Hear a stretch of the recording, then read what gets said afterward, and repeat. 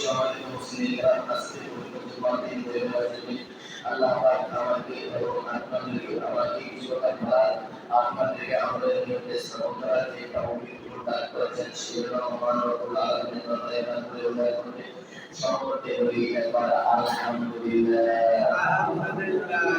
আজকে আপনাদের সম্মুখে পিতামাতার হক সম্পর্কে আলোচনা করার চেষ্টা করবো ইনশাআল্লাহ। আমাকে ওই পিতামাতার হক আদায় কিভাবে করতে হয় কি আছে না আছে সেগুলি আমাকে কোরআন থেকে হাদিস থেকে ধরার তৌফিক দান করুন সকলে আমিন।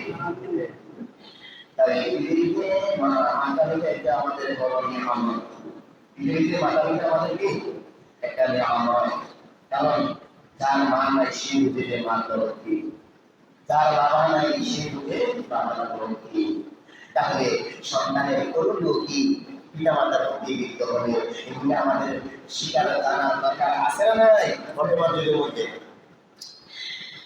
পিতামাতার হক হচ্ছে 14টি। কয়টি? জীবিত অবস্থায় 7টি, মৃত্যুর পরে 7টি, সাথে সাথে 14টি। জীবিত অবস্থায় 7টি হচ্ছে, প্রথমে পিতামাতার প্রতি সম্মান শ্রদ্ধাশীল হওয়া, পিতামাতার প্রতি কি হওয়া? শ্রদ্ধাশীল হওয়া। 2 নম্বরে হচ্ছে পিতামাতাকে ঘরে তাদের ভালোবাসা। 3 নম্বরে হচ্ছে তাদের কথা মান্য করা, তাদের কথা মেনে চলা। 4 নম্বর হচ্ছে যে তাদের হকগুলো আদায় করা। 5 নম্বরে তাদের প্রয়োজনীয় জিনিসপত্র গ্রহণ করার চেষ্টা করা। 6 নম্বরে তাদের সাথে সুন্দর ব্যবহার করে তাদেরকে সুখ শান্তিতে রাখা। 7 নম্বরে হচ্ছে তাদের জন্য কি করা? দেখা করা, তাদের সাথে কি করা? দেখা করা। 7। তাই দুনিয়া থেকে তো বাকি 7টি, আর পরকালে মৃত্যুর পর হচ্ছে আপনার 7টি। যখন মারা যাবে তখন দাফন কাফনের ব্যবস্থা করা। এরপরে হচ্ছে কি সওয়াব পৌঁছানো। 1 নম্বরে কি? 2 নম্বরে সওয়াব পৌঁছানো। 3 নম্বরে তাদের আত্মীয় স্বজনের জন্য যে আত্মীয় স্বজনের সাথে সম্মান ব্যবহার করা, এবং 4 নম্বরে আত্মীয় স্বজনকে সাহায্য সহযোগিতা করা চাই। আর 5 নম্বরে হচ্ছে তাদের যে তহসিলগুলি পূর্ণ করা, তারা যে মাত্র করে না তহসিলগুলি পূর্ণ করা। আর 6 নম্বরে তারা দিন রেখে অনেকে বাবা মা মারা যায়, ওই ঋণ পরিশোধ করা 6 নম্বরে। 7 নম্বরে কবর জিয়ারত করা শুরু করে, পিতামাতার জন্য কবর জিয়ারত করা আছে না নাই? আল্লাহ তাআলা এই ব্যাপারে পবিত্র কালামুল্লাহ শরীফে স্পষ্ট জানিয়েছেন, বান্দা 14টি হকের মধ্যে জীবিত হচ্ছে 7টি। জীবিত হচ্ছে কয়টি? 7টি। আল্লাহ পাক পবিত্র কালামুল্লাহ শরীফের মধ্যে বলেছেন, 1 নম্বরে তোমরা তোমাদের পিতামাতাকে সম্মান শ্রদ্ধাশীল করবা। মনে প্রাণে তোমাদের পিতামাতাকে ভালোবাসা, মনে প্রাণে। আল্লাহ তাআলা এই ব্যাপারে পবিত্র কালামুল্লাহ শরীফের মধ্যে স্পষ্টভাবে জানিয়েছেন, বান্দা শোনো। বনি ইসরাঈল 7 নম্বর সূরা 23 নম্বর আয়াতে আল্লাহ বলেছেন, ওয়াকাদা রাব্বুকা আল্লা তা'বুদু ইল্লা ইয়্যাহু ওয়া বিল ওয়ালিদাইনি ইহসানা। إما يبلغن عندك الكبر أحدهما أو كلاهما فلا تقل لهما وقل لهما قولا كريما واغفر لهما جناح من الرحمة وقل رب ارحمهما كما ربياني صغيرا। আল্লাহ তাআলা এখানে কি বুঝাতে চেয়েছেন? ওয়াকাদা রাব্বুকা আল্লা তা'বুদু ইল্লা ইয়্যাহু, তোমরা আল্লাহর ইবাদত করবে, তিনি একমাত্র সত্তা, আল্লাহ ছাড়া কারো ইবাদত করা যাবে না। 2 নম্বর হচ্ছে ওয়ালিদাইনি ইহসানা, ও বান্দা আমার পরে বিশ্বনবীর পরে হচ্ছে মাতা-পিতার স্থান। আল্লাহ রাসূলের পরে কার স্থান বলেন তো? মাতা-পিতা। ওয়ালিদাইনি ইহসানা, এতটাই দাম দিয়েছেন দুনিয়ার পীর গাউস কুতুব দোয়া কবুল হতে না পারে, কিন্তু মায়ের দোয়াটা কবুল হয়ে যাবে। বলেন সুবহানাল্লাহ। বিশ্বনবী বলেছেন, তোমার মা হচ্ছে সবচেয়ে বড় মুরিদ। আল্লাহ তোমার বাবা মুরিদ, মুরিদ হলে তোমার মায়ের কাছে বাবার কাছে সেবা করে মুরিদ হয়ে যাবে সেবা। আমরা অনেকে অনেক জায়গায় মুরিদ হতে যাই কি যাই না। মুরিদের জন্য, বুজুর্গির জন্য গরু নিয়ে যায়, ছাগল নিয়ে যায়, বেড়া তোমরা বিভিন্ন জিনিসপত্র নিয়ে যায়, কাপড় চোপড় নিয়ে যায় ওই বুজুর্গির জন্য, ঠিকই না? অথচ মা বাবা না খাইয়া বলে, তাহলে সেই কি নিয়োগ করলে কোনো কাজে আসবে নাকি? কথা বলে না কেন? সেই নিয়োগ করলে তো কাজে আসবে না। আপনি মুরিদ করেছেন, ঠিক আছে, অন্য জায়গায় করেছেন, বাবা মাকে সেবা করি।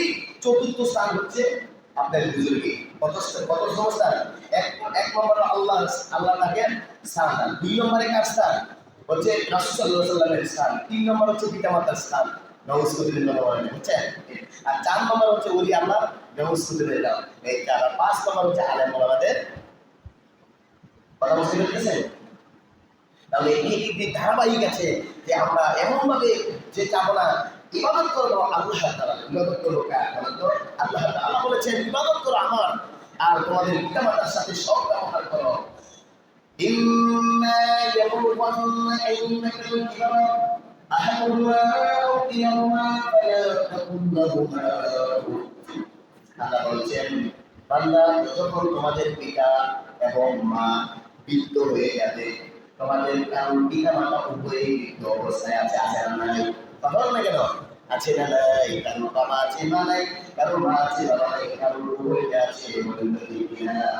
ঠিক আছে, অত উভয়জন আছে, ওই উভয়জনের সাথে তোমার উঠবে করা যাবে না। এরপরে বলে কানহা ঘুমা, এরপরে কি দেওয়া যাবে না? দম দেওয়া যাবে না। দুইটা কথা বলছে, উৎস দুটি পর্যন্ত ব্যবহার করা যাবে না, মায়ের সাথে গালাগালি করা যাবে না। কথা বুঝতে পারছেন? বাবাকে গালাগালি দেওয়া যাবে না, মাকে গালাগালি দেওয়া যাবে না, মাকে কষ্ট দেওয়া যাবে না। এই কথাটি কে বলেছেন বলেন তো? আল্লাহ পাক বলেছেন ফিউফ শব্দটি বলবে না, বলে তারহাকুমা, তাদেরকে ধমক দিবে না। আমরা পিতা মাতাকে ধমক দিই, আমরা অনেক ধমক দিই। এমন গুণাগার সন্তান আছে মাকে পর্যন্ত, বাবাকে পর্যন্ত মারে দিই কিনা? বাবাকে মারে, মাকে মারে, এমন গুণাগার সন্তান আছে বাবাকে বৃদ্ধাশ্রমে, মাকে বৃদ্ধাশ্রমে দিয়ে আসে। ও যুবক, তুমি সন্তান সব আল্লাহ পাক কি বুঝাতে চেয়েছেন? তুমি যদি যতই ইবাদত করো না কেন, তোমার মা বাবা যদি সন্তুষ্ট থাকে, তাহলে তোমার জন্য জান্নাত হারাম হয়ে যাবে, জাহান্নাম ওয়াজিব হবে। সে জাহান্নামে যাবে, জান্নাতে যাবে না। যদি মা বাবা যদি অসন্তুষ্ট থাকে, ঘোষণা টাকা আল্লাহ তাআলা। তাহলে একটা মানে সন্তানশীল হওয়ার মনে প্রাণে কি করা? ভালোবাসা।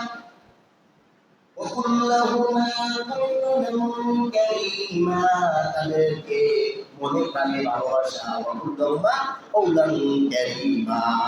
তাদেরকে মনে প্রাণে ভালোবাসা। তাদেরকে ওই বুদ্ধ অবস্থায় ওই বিছানা বিছাইয়া দাও এবং ওই সেবার বিছানা বিছাইয়া দাও, যেভাবে মুরগা ওই তার ডাকনার ভিতরে রাখে। মুরগা তার পাখার ভিতরে রাখবেন, দেখেন বাচ্চাগুলো রাখে না, এরকম তারা বিছিয়ে দাও।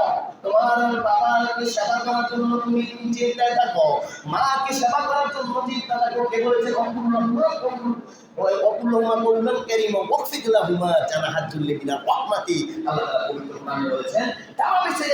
সেবার মতো সেবা করো, মনের প্রাণে তাদেরকে ভালোবাসো, ভালোবাসার মতন ভালোবাসো।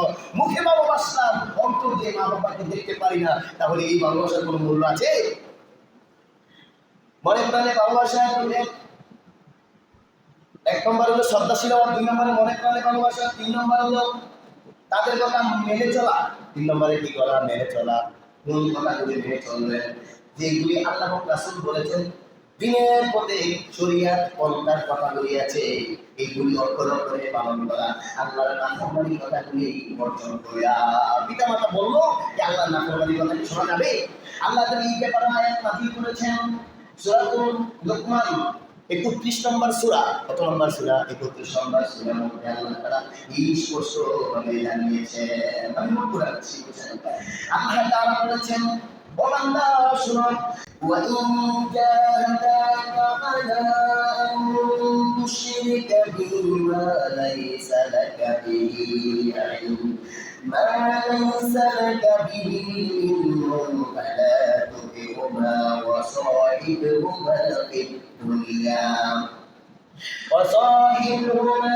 الدنيا معروفا واتبع سبيل فمن أناب إلي ثم إلي مرجعكم فأنبئكم بما كنتم تعملون আল্লাহ তাআলা বলেছেন বান্দা তোমার পিতা যদি তোমার মাতা যদি আমার সাথে শিরক করার কথা বলে আমাকে যদি অন্য মানুষকে সেজদার কথা বলে যদি মাজারের মধ্যে মা বাবার ফেলে দেয় বাবা মাজারের মধ্যে তুমি চাও গিয়া তুমি ওই বুজুর্গকে সালাম করো আল্লাহর নাফরমানির কথা যদি বলে শিরকিয়াতের কার্যকলাপের কথা যদি মা বাবা বলে এই কথা কি মানা যাবে নাকি? অনেকের যে সন্তান বুঝে না আল্লাহ তাআলা বলেছেন মা লাইসা লাকা বিহি ইলম যদি সন্তানের জ্ঞান না থাকে তাহলে ওই সন্তান পিতা মাতার কথা মানা যাবে না। যদি মাজারে এমনও আছে যে পিতা মাতা মাজারে যায় সেজদা করে মাও সেজদা করে বাবাও সেজদা করে দেখা দেখি ছেলে মেয়েদেরকেও কি করা সেজদা করার কথা বলে তাহলে যদি এই কথাটা তার জ্ঞান নাই তারপরও কি করা যাবে না মানা যাবে না। সেজদার মানে কে? আল্লাহ তাআলা বলেছেন আন তুশরিক বি আমার সাথে যদি শিরক করে এই কথা মানা যাবে না। নাফরমানির কথা যদি পিতা মাতা বলে তোমার যদি সন্তানকে বলে তুমি হারাম পথে উপার্জন করো এগুলোকে মানা যাবে? বাবা মা যদি সন্তানকে বলে তুমি চুরি করে ওই জিনিসটা নিয়ে আসো অমুক ঘরের থেকে অমুক দোকান থেকে নিয়ে আনা যাবে নাকি? কথা বলে না কেন আনা যাবে না। আল্লাহ নাফরমানি কথা জানা না তবে নাফরমানি যদি কাজ কারবার করো তখন তাদের সাথে সুন্দর ব্যবহার করতে হবে। আল্লাহ পাক বলেছেন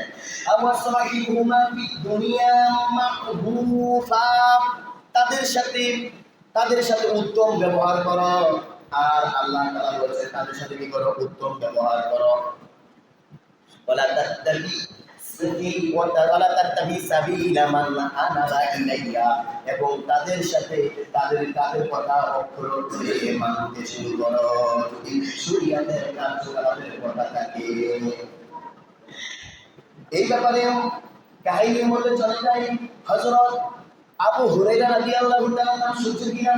আবু হুরায়রা রাদিয়াল্লাহু তাআলা জন বিশ্বনবীর কাছের সাহাবী। তখন আবু হুরায়রার মা ছিলেন বিধর্মী ছিলেন একদিন হঠাৎ করে সন্তান যখন দেরি করে চলে আসলো আবু হুরায়রা রাদিয়াল্লাহু তাআলা আনহু যখন দেরি করে চলে আসলো তখন মা তো মুশরিক তখন মা জিজ্ঞাসা করলো সন্তান তুমি কোথায় গিয়েছ? তখন আবু হুরায়রা রাদিয়াল্লাহু তাআলা বলল আমি আমার ও বিশ্ব নবীর দরবারে গিয়েছি। এই কথা যখন বলল মা তো বিধর্মী মুশরিক মায়ের মাথার মধ্যে আগুন ধরে গেল মনে হয় আসমান ভেঙে গেল। কি হলো? ও সন্তান শোনো তুমি বিশ্ব নবীর দরবারে কেন গিয়েছ? তুমি আমার যদি সন্তান হয়ে থাকো তুমি বিশ্ব নবীর দরবার ছাড়বা না হয় আমার ঘর ছাড়বা। একটা বলেন তো তখন আবু হুরায়রা রাদিয়াল্লাহু তাআলা ইমান দুর্বল আবু হুরায়রা বলল ও মা তুমি যতই আমাকে কাঁদো আর মারো তুমি আমাকে দুনিয়ার সব কিছু আমি ভুলে যেতে পারি তবে আমি বিশ্ব নবীর দরবার বলবো না বিশ্ব নবীর কাছে যাওয়াটা আমি কোনোদিন বলবো না। এই কথা বলার পরে সব মা মুশরিকা আবু হুরায়রাকে মারধর করলেন বকাবকি করার পরে তখন ওই আবু হুরায়রা বিশ্বনবী সাল্লাল্লাহু আলাইহি সাল্লামের কাছে বিচার দিতে গেলেন। মায়ের কথা বলতেছেন আল্লাহর হাবিব পয়গম্বর আমি আপনার দরবারে আসি বলে আপনার কাছে বায়াত হয়েছি বলে আমার মা আমাকে মেরেছে আমার মা আমাকে বকা দিয়েছে।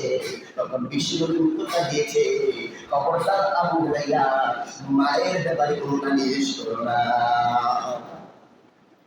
দেখেন নাফরমানি কাজ করার কথা বলার পরও সত্য কি করছে খবরদার মায়ের কথা অভিযোগ দিও না। এরপরে তিনি চোখের পানি ছেড়ে দিলেন আল্লাহর হাবিব আমার মায়ের জন্য দোয়া করুন আপনি ইমাম যেন আনে তখন সঙ্গে সঙ্গে বিশ্বনবী হাত পায়া দোয়া করলেন। দোয়া করলেন অবস্থায় তখন আর এখানে আবু হুরায়রা দাঁড়িয়ে থাকি নাই, সঙ্গে সঙ্গে ঘর থেকে বের হলেন, দৌড় দিলেন মায়ের ঘরে যাবেন, দোয়াটা কবুল হয়েছে কিনা এই চিন্তা করতেছে। আমি চাইতে দেরি হবে না দোয়াটা কবুল হইতে দেরি হবে, এই চিন্তা করে দৌড় দিলেন। কে দিলেন? হযরত আবু হুরায়রা রাদিয়াল্লাহু তাআলা যখন দৌড়াইলেন, যদি আপনাদের রাস্তা দিয়ে একজন দৌড়ায় গেলে রাস্তার মধ্যে অনেক লোক থাকে, কি ঘরে কিছু দৌড়িতেছে, তখন অনেকে তাকে টানাটানি করবে, অনেকে বলবে তাকে থামো থামো। তখন সাহাবারা এরকম করেছিলেন, কেউ জামা ধরে টেনেছেন, কেউই আবার ডাক দিয়েছেন, ও আবু হুরায়রা তোমাকে তো কোনোদিন দেখি নাই এমনি দ্রুত দৌড়াতে, আজকে কেন তুমি এত দৌড়াও? তখন আবু হুরায়রা বলল, আমার মায়ের জন্য বিশ্বনবী দোয়া করতেছে, আমি দেখবো আমি চাইতে দেরি হয় না আমার ওই বিশ্বনবীর দোয়াটা কবুল হইতে দেরি হয়। তখন কি দেখলেন ঘরের মধ্যে গেলেন, যাওয়ার পরে মা ইমানে গোসল করে কালিমা তালিমা পড়িয়া নামাজের শেষের মধ্যে অবস্থিত আছে। এরপরে ডাক দিলেন, ডাক দেওয়ার পরে মা বলেন, তখন তিনি বুঝতে পারলেন আবু হুরায়রা মায়ের বাসার মধ্যে কোনো শিরকিয়াতি আর কোনো কর্কশ বাসা নাই। কবুল করছেন কে? আল্লাহ তাআলা। এরপরে মায়ের বর্দ লেগে যায়, কি না যায়? মায়ের বর্দ লেগে যায়। জুরাইশ রাদিয়াল্লাহু তাআলা আনহু আল্লাহ তাআলার একজন খাঁটি বান্দা, কি বলেন তো, আল্লাহ জুরাইশ রাদিয়াল্লাহু তাআলা আনহু নামাজ অবস্থায় আছেন, সংক্ষেপে বলছি নামাজ অবস্থায় আছেন, তখন তার মা ডাক দিলেন একটা হারা দেওয়ার জন্য। তখন জুরাইশ গভীর নামাজের মধ্যে মগ্ন আছে, তখন তার মায়ের কথাটা সারা দিলেন না, নামাজই করলেন। কথা বুঝতে পেরেছেন? এই লোক কথা বলে ঠিক তেমনি ভাবে আমার দ্বিতীয় দিন তিনি সেই নামাজ পড়তেছেন, আবার মা এসে ডাক দিলেন, বাবা শুনো, কথা শুনো, এদিকে আসো। তখন সারা দিওরা নামাজ অবস্থায় আছে, সারা দিওরা মা চলে গেলেন। তৃতীয় সময় ও মা ডাক দিলেন, তৃতীয় দিন ঠিক এরকম ভাবে তিনি সারা শব্দ দিলেন না, চলে গেলেন। তখন ওই মাটা কষ্ট হয়ে গেল, আমি 3 দিন একাধারে ডাক দিলাম আমার সন্তানকে, 3 দিন শুনে নাই। তখন তিনি কষ্ট পেয়ে বড় হয়ে গেছে, তার জীবনটা যেন একটা কলঙ্ক ভাগ করে যায়, তার জীবনটা যেন একটা কি ব্যবসায়ী নারীর ফান্দে যেন সে পড়ে যায়। বলছে সে যে ব্যবসায়ী নারীর ফান্দের পড়ে যায়। মা দোয়া দিলেন, সে যে একটা কলঙ্কিত হয়। কি করে কলঙ্কিত হয়ে গেলেন? অথচ সন্তান নামাজ পড়তেছে, মা ডাক দেন নাই, মায়ের কথা ডাক দেন নাই, তারপরও মায়ের কথা লেগে গেছে। কথা বুঝতে পারছেন? আর আজকে আমরা নাফরমানি কাজ করি, মা বাবাকে গালাগালি করি, আবার বলি তোমার বর্দ লাগবে না। কেমন কথা দেখছেন? ইবাদত করে মার বর্দ লেগে গেল। তখন এক ব্যবসায়ী নারী, পরকীয়া কুমারী, বিয়ে হয় নাই, তার বাচ্চা হয়েছে। বিয়ে যদি না হয়, যদি বাচ্চা হয়, তাহলে সমালোচনা আছে না নাই? কঠিন সমালোচনা। বাচ্চা যখন হয়ে গেল, তখন ওই মেয়েটাকে বললো, তার সন্তান ভয় বলতেছে জুরাইশ, বলে না সুবিধা নিতে হয়। ওই যে মার বর্দ লেগে গেছে, জুরাইশ তো বলছে, নিজে বলছে আর আমি তো করি নাই। তখন অনেক মানুষের সমালোচনা হয়ে গেল। একটা যদি জ্ঞানী মানুষ অপরাধ করে, একটা ইমাম যদি একটা দুর্ঘটনা ঘটায়, তাহলে এটা কি 1-2 জনের কাছে থাকবে না, সমস্ত জায়গায় সরে যাবে? তাহলে সমস্ত জায়গায় চলে যায়। সবাই কি করলো? গিনা জানাতে শুরু করলো। গিনা যখন জানাতে শুরু করলো, তখন তিনি কি করলো? তখন তাকে ওই বাচ্চাটা সরকার নিয়ে আসলো, আসার পরে একটা মজলিসে বসার পরে তখন জুরাইশ যখন চিন্তায় পড়ে গেলেন, আরে হায়, এত মানুষের সামনে আমি বেদুতি, আল্লাহ তোমার কাজ বলে করতেছিলাম, আমি আমার মার কথাটা শুনিয়ে বেদুতি হয়ে গেছি, আল্লাহ আমাকে ক্ষমা করে দাও, আমি তোমার নামাজ পড়তেছিলাম, আমি তো তোমার হুকুম পালন করতেছিলাম, আমি তো তেমন কোনো ভুল করি নাই, হয়তো মায়ের দোয়াটা আপনি কবুল করে ফেললেন। হ্যাঁ, আজকে আমার দোয়াটা কবুল হলেন, সে যেন আজকে ওই বাচ্চাটা যেন বলে দেয় আসল বাবাকে। তখন বাচ্চা কি করলো? মুখের মধ্যে বাচ্চা কি করে তো আল্লাহ তাআলা প্রকাশ করে দিলেন। তখন বাচ্চারা বললো সবার সঙ্গে, এটা জুরাইশের বাবা নই, আমি অমুকের বাবা। কথা বুঝতে পেরেছেন? ওই বাচ্চাই সাক্ষী দিয়েছে। তাহলে একটু বোঝা গেল মার দোয়া লাগে কি লাগে না? ভালো করলে লাগে। এরপরে মায়ের দোয়া আরো আছে না নাই? আলকামা, তিনিও সাহাবী, আল্লাহ তাআলার সাহাবী। তিনি কালিমার মৃত্যুর সময় কালিমাটা নসিব হচ্ছে না। কি হচ্ছে না? কালিমাটা নসিব হচ্ছে না। বলে কালিমা যখন নসিব হচ্ছে না, তখন বিশ্বনবী জানতে পারলেন, গেলেন তার কাছে। যাওয়ার পরে বিশ্বনবী বুঝতে পারলেন বিষয়টা কি। আসলে তার বললেন তার মা বাবা আছে, জীবিত আছে আর কি, বলছে আছে। তখন অমুক একটা ঠিকানা দিলেন, বা মায়ের কাছে চলে গেলেন। মায়ের কাছে যাইয়া দেখতেছেন বৃদ্ধ মা, অসহায় মা। তখন মায়ের কাছে বললো, আল্লাহ মা কি হয়, আমার সন্তান হয় কেমন হয়, কি ভাবনা। কথা শুনে শুধু আমাকে মারধর করে, আমাকে কাপড় চোপড় দেয় না, জানে। অথচ আল্লাহ সাহাবী মা বাবাকে কষ্ট দিচ্ছে, এদিকে কালিমা নসিব হচ্ছে না। এই জন্য আমি আপনি যতই মক্কা মদিনার ইমাম সাহেব হই না কেন, পাঁচ ওয়াক্ত নামাজ পড়ি না কেন, তাহাজ্জুদ করি না কেন, আমার মা যদি আমার দ্বারা কষ্ট পায়, বাবা যদি আমার দ্বারা কষ্ট পায়, তাহলে তাহাজ্জুদ নামাজ সব কিছু বৃথা করে যাবে, সব বৃথা চলে যাবে। তাহলে এতে বোঝা গেল মা বাবার দোয়া কবুল হয়ে যায়। কসাইয়ের নাম শুনছেন কিনা? হযরত মুসা পয়গম্বর রাদিয়াল্লাহু তাআলা আল্লাহ তাআলার দরবারে বলেছিলেন, ও গো মুসা পয়গম্বর বলেছিলেন আল্লাহর কাছে, আল্লাহ এই আমার সাথে জান্নাতি হবে কি? আমার সাথে কি হবে? জান্নাতি হবে কি? আমি এটা জানতে চাই। তখন বলতেছে কসাই হবে। তখন হযরত মুসা পয়গম্বরকে, এত লোক থাকতে কসাইয়ের সাথে আমাকে ব্যাপারটা কি, এই লোকটা আমি জানতে হবে। তো জানার জন্য তিনি গেলেন। আল্লাহ তাআলা ফেরেশতার মাধ্যমে জানিয়ে দিলেন অমুক বাজারে গোশত বেচে। অমুক বাজারে কি গোশত বেচে? গিয়ে দেখতে দৃষ্টি বলি সে গোশত বেচতেছে। সন্ধ্যা যখন হয়ে গেল, সঙ্গে বলি সন্ধ্যা যখন হয়ে গেল, তখন দেখতে পেলেন মুসা পয়গম্বর দেখতে পেলেন লোক বাসায় গিয়ে একটা গোশত নিয়ে একটা প্যাকেট করছে, গোশত কিছু নিয়ে প্যাকেট করছে। তখন প্যাকেট করাতেই তখন মুসা পয়গম্বর তখন ওই লোকটাকে বলেন, বাসায় লোকটাকে, আমি আপনাদের বাড়িতে মেহমান হতে চাই, বেড়াতে চাই, একবার থাকতে চাই, আপনি কি রাজি? হ্যাঁ, আপনি পয়গম্বর, আপনি রাজি হবেন না? কে রাজি হবে? আমি রাজি হবো না, কে রাজি হবে? হ্যাঁ, খুশিতে কি করলেন, বাড়িতে নিয়ে গেলেন। বাড়িতে নিয়ে গেলে ওই মুসা পয়গম্বর দেখতে পেলেন একটা দুলানি আছে। কি আছে বলেন তো? দুলানি আছে। দুলানি মানে একটা বিদ্যা লোক শুয়ে আছে, আর ওই দিকতে সে বিরিয়ানি করে, সেই দই গুনাটুনা করে, গোস্ত গুনাটুনা করে একটা রুটি বানিয়ে মার মুখের মধ্যে দেয়। এই দৃশ্যগুলো মুসা পয়গম্বর দেখলেন। মুসা পয়গম্বর দেখে তখন বললেন, হায় হায়, সে তো আমার একটা বড় আমল। সে তো শুধু শুধু তো আল্লাহ তো আমাকে বলে নাই যে আমার সাথে জান্নাত হবে, আর তো সেই তো আমার সাথে জান্নাতের উপযোগী বলেন। সুবহানাল্লাহ। আল্লাহ কি অবিচার করে? সুবহানাল্লাহ। এরপরে যে মা বাবার কথা নাফরমানির কথা হলো কি মানা যাবে না, শরীয়তের কথা বললে কি হওয়া যাবে? মানতে হবে। এগুলা বললাম। তারপরে পিতা মাতার খেদমত করতে হবে। কেন খেদমত করতে হবে? আল্লাহ তাআলা পবিত্র কালামুল্লাহ শরীফের মধ্যে জানিয়েছেন। আল্লাহ তাআলা পবিত্র কালামুল্লাহ শরীফের মধ্যে জানিয়েছেন, লোকমান সূরা, কি বলেন তো, লোকমান সূরার মধ্যে জানিয়েছেন, 14 নম্বর সূরার মধ্যে জানিয়েছেন, ওয়াসাইনাল ইনসানা বিওয়ালিদাইহি হামালাতহু উম্মুহু ওয়াহানান আলা ওয়াহানি ওয়া কিসালুহু ফি আমাইনি আনিশকুরলি ওয়াল ওয়ালিদাইহি। আল্লাহ তাআলা এখানে বলতেছেন, বান্দা শোনো, আমি তোমাদের পিতা মাতার প্রতি নির্দেশ দিয়েছি, এই জন্য দিয়েছি, তোমার পিতা মাতা ওয়াহানান আলা ওয়াহান, কষ্টের পর কষ্ট স্বীকার করেছে। কি করেছে বলেন তো? কষ্টের পর কষ্ট স্বীকার করেছে। 2টি বছর কি আমাই, কয় বছর বলেন তো? 2টি বছর ধরেছে।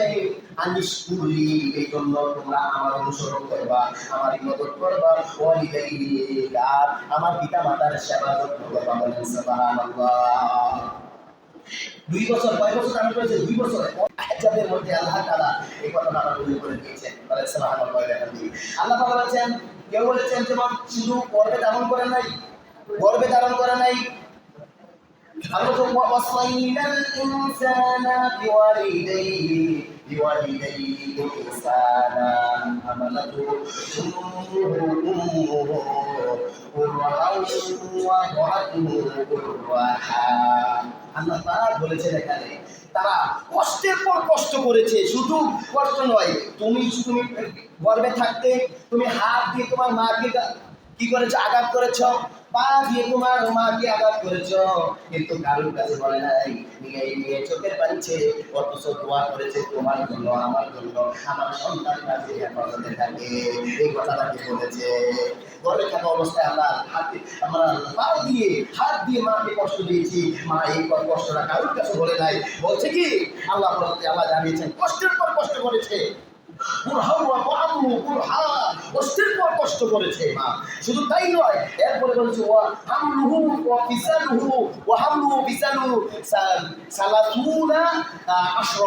সেই শুধু 30টি মাস বুকের দুধ পান করাইছে। বলেন সুবহানাল্লাহ।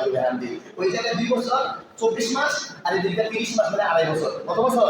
2.5 বছর বুকের দুধ পান করে। শুধু তাই নয়, শুধু দুধ পান করেনি, তুমি যখন প্রস্রাব করে দিতে, ডান দিকে প্রস্রাব করে দিতে, তখন তোমার মা বাম দিকে নিয়ে যেত। বাম দিকে যদি তুমি প্রস্রাব করে দিতে, তোমার মা বুকে নিত, বুকে যদি তুমি প্রস্রাব করে দিতে, তোমার মা কাপড় পাল্টাইয়া নতুন কাপড় পরিধান করে তোমাকে শুকনা জায়গায় রাখতে পারি। সুবহানাল্লাহ। কিনা 2টি বছর ধীরে ধীরে 5টি বছর সে নিজেও নিজের চলাফেরা করতে পারে না। এই যেমন প্রস্রাব পায়খানা করে এইগুলি পরিষ্কার করে কে বলেন তো? কি করে? মা করে। এই জন্য মার সেবা করতে হবে, এই জন্য আল্লাহ বলেছেন, এই জন্য করতে হবে। এই জন্য বিশ্বনবী সাল্লাল্লাহু আলাইহি ওয়াসাল্লাম আবু হুরায়রা রাদিয়াল্লাহু আনহু বলতো, তখন বললেন পিতা মাতার মাঝে আমাদের মধ্যে দুইজনের মধ্যে কে সবচেয়ে গ্রহণযোগ্য, কে সম্মান পাবে? তখন বললেন উম্মুকা, তোমার মা। আবার বলছে কি না মা, আবার তারপর কে? বলতেছেন উম্মুকা। বলো তো উম্মুকা, তোমার মা। আবার বলছে কি? বলা হচ্ছে উম্মাকা, বলে কি? তোমার মা। উম্মুকা বা উম্মাকা একই কথা, বুঝছেন? উম্মুকা কত তোমার মা, উম্মা কত কি? তোমার মা। তোমার মা কয়বার বলছে? 3বার বলছে। এরপরে বলছে আবাকা, তোমার আবুকা তোমার বাবা। চতুর্থবারে কি? বাবা। কেন বলছে? যে মা অনেক কষ্ট ধারণ করেছে এই জন্য, আর বাবা কত কেমন কষ্ট করে নাই সেজন্য একবার বলছে। তারপর বাবা কি কম কষ্ট করে নাকি? এই পরিশ্রম করে সন্তানের লালন পালন করার পরও বাবাকে একবার বলছে, না মাকে কয়বার বলছে? 3বার বলছে। তাহলে আমরা পিতা মাতার প্রতি সহযোগিতা হবো ইনশাল্লাহ, আমরা খেদমত করবো ইনশাল্লাহ, করার জন্য খেদমত। এরপরে তাদের চাহিদা 5 নম্বরে তাদের চাহিদা পূরণ করা, 6 নম্বরে তাদের কি করা? সন্তুষ্ট রাখা। আল্লাহ তাআলা কি বলেছেন? তোমার পিতা মাতা সন্তুষ্ট, আল্লাহ সন্তুষ্ট। পিতা মাতাও সন্তুষ্ট, আল্লাহও সন্তুষ্ট। পিতা মাতা যদি অসন্তুষ্ট থাকে তুমি জান্নাত পাবা না, পিতা মাতা যদি সন্তুষ্ট থাকে তুমি জান্নাত পাবা। বলেন সুবহানাল্লাহ। এই পিতা মাতাকে খুশি রাখতে হবে। এরপর দেখা সাক্ষাৎ করা। কি করা? দেখা সাক্ষাৎ করা। 7 নম্বরে দেখা সাক্ষাৎ করা বলতে আল্লাহ হাবিব বলেছেন, কোন মায়ের দিকে যদি একবার তাকায়, একটি কবুল হতে সব পাওয়া যায়। কয়টি বলেন তো? কয়টি? আল্লাহ কাতাবাল্লাহু বিকুল্লি ইয়াউযুরু বিওয়ালিদাইনি নাজারা রাহমাত। যদি মায়ের দিকে, রহমতের দিকে তাকায়, তাহলে একটি কবুল হতে সওয়াব পাওয়া যায়। ঠিক তেমনিভাবে এই কথা বললেন, ইয়া রাসূলুল্লাহ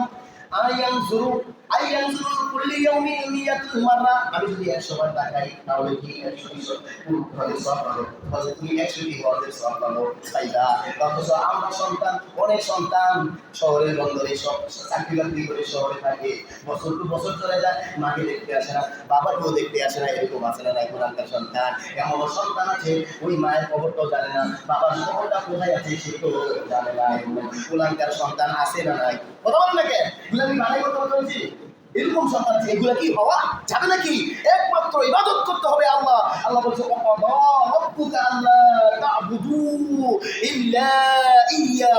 একমাত্র আমার ইবাদত করবো, এবং পিতা মাতার সেবা যত্ন করতে হবে। কার কথা?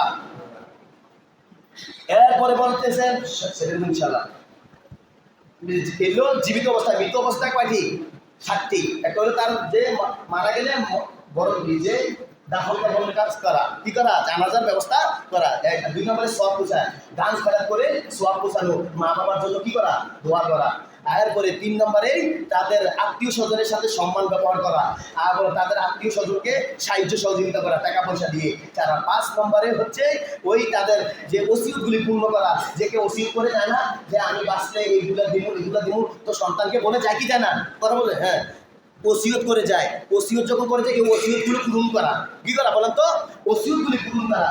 এই হলো 5 আর 7। 6 নম্বরে হচ্ছে যে কবর জিয়ারত করা। কয় নম্বর কি? তাদের কবর জিয়ারত করা। তাদের কি করা? কবর জিয়ারত করা। এবং 7 নম্বর হচ্ছে তাদের ঋণ পরিশোধ করা। বলেন সুবহানাল্লাহি ওয়া বিহামদিহি।